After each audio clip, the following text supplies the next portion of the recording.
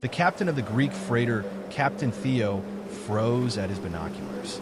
Miles from land, drifting in the open Atlantic, was a tiny white cork float, and someone was on it. It was 11-year-old Terry Jo Duperrault. She was in thin pajamas, her skin was blistered, and she had been alone in these shark-infested waters for 84 hours.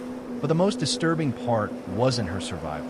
It was the fact that the man she trusted most had left her out there to die on purpose. In November of 1961, Dr. Arthur Duperrault, a successful eye doctor from Wisconsin, decided it was time to give his family the adventure of a lifetime. He was a man who loved the water, and he had saved up for years to take his wife, Jean, and their 3 children, Brian, Terry Jo, and Renee, on a dream vacation. They traveled to Fort Lauderdale, Florida, where Arthur chartered a beautiful 60-foot ketch named the Bluebelle. The plan was to sail through the Bahamas for a week, hopping from island to island in what was supposed to be a peaceful escape from the cold Midwest winter.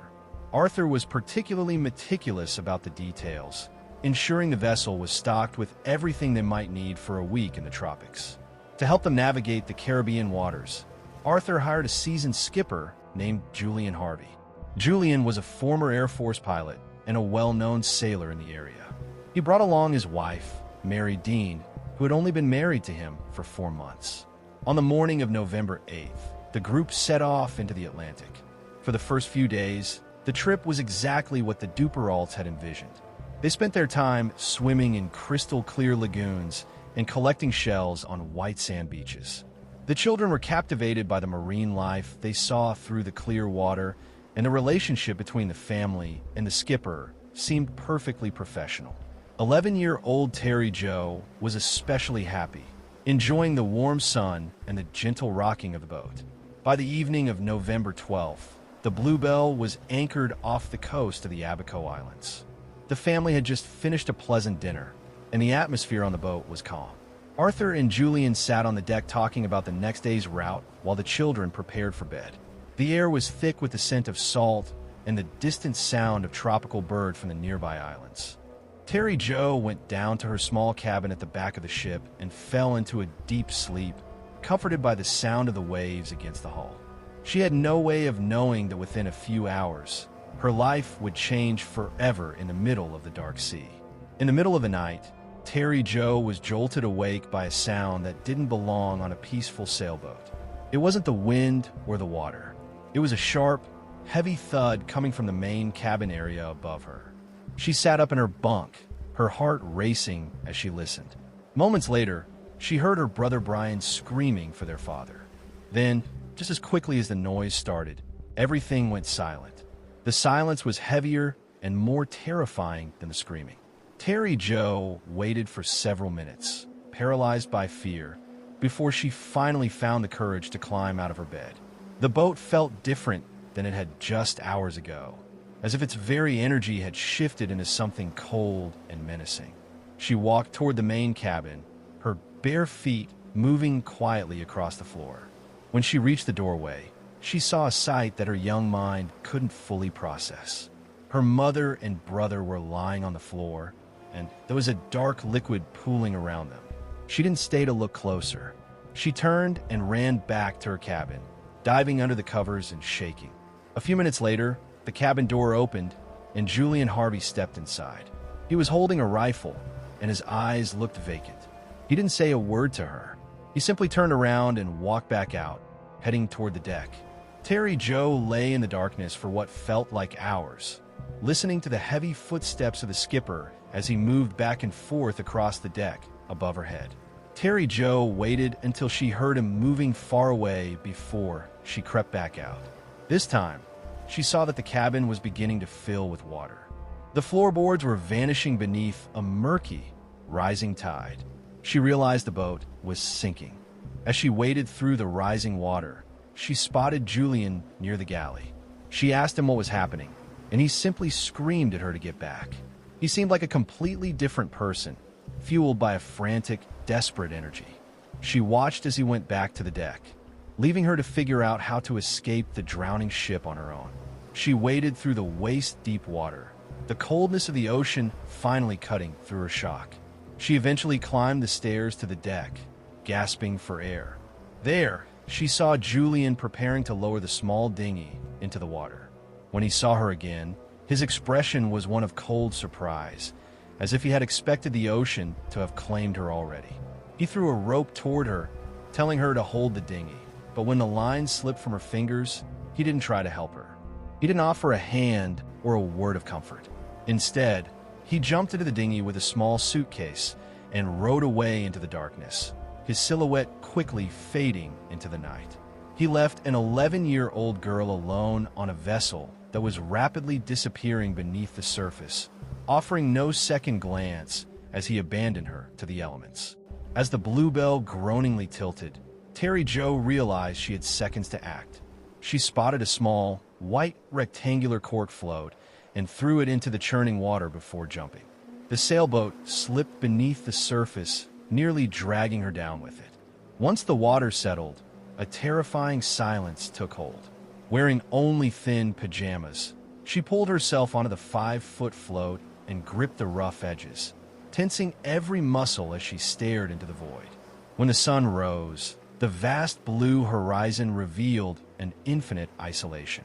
Without shade, her skin began to burn and salt dried on her face, making her eyes sting and her vision blur.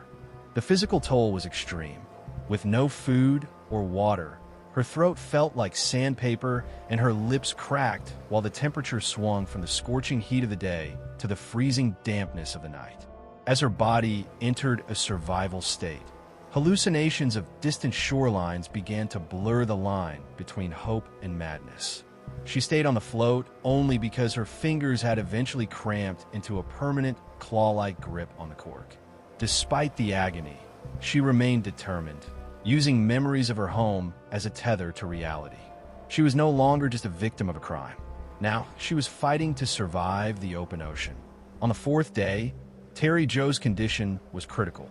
Her tongue had swollen, making speech impossible, and she drifted in a semi-conscious state, unable to distinguish between her memories and the endless waves. Nearby, a Greek freighter named Captain Theo was navigating through the Northwest Providence Channel. One of the crew members was scanning the horizon when he spotted a tiny white speck bobbing in the distance.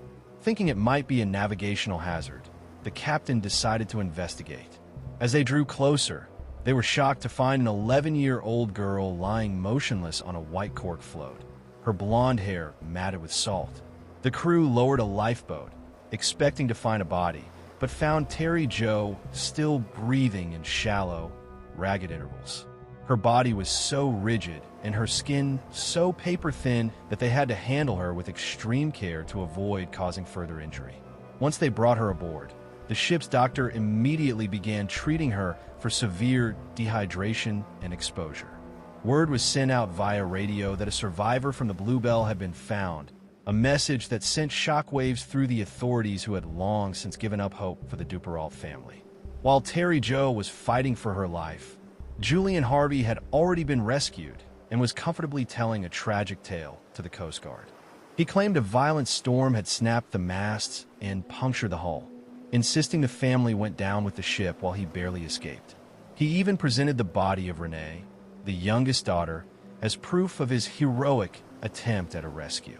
However, investigators quickly realized the weather reports for that night showed calm seas, and Julian's background suggested something much more sinister. He was a man drowning in debt who had recently taken out a massive life insurance policy on his new wife, and he had a history of suspicious car and boat accidents resulting in insurance payouts. The inconsistencies in his story and his dark financial history were forming a trap that Julian couldn't escape. When the news reached him that Terry Jo had been pulled from the water alive, he knew the game was over. She was the one witness who could debunk his storm story and reveal the violence that had actually taken place in the cabin. Realizing his carefully constructed lies were about to crumble, Julian retreated to a local motel and took his own life. This final, desperate act served as a silent admission of guilt, confirming that the tragedy at sea was actually a cold and calculated murder. Terry Jo Duperrault spent weeks in the hospital recovering, but the emotional scars were permanent. Once she was strong enough, she described the struggle in the cabin and the cold indifference of the skipper as he abandoned her. It became clear that Julian had killed his wife for the insurance money and the Duperraults because they were witnesses. He had sunk the boat to cover his tracks, never expecting a child to survive the open sea. Her testimony closed the case, though it brought little comfort to a girl who had lost her entire world in a single night.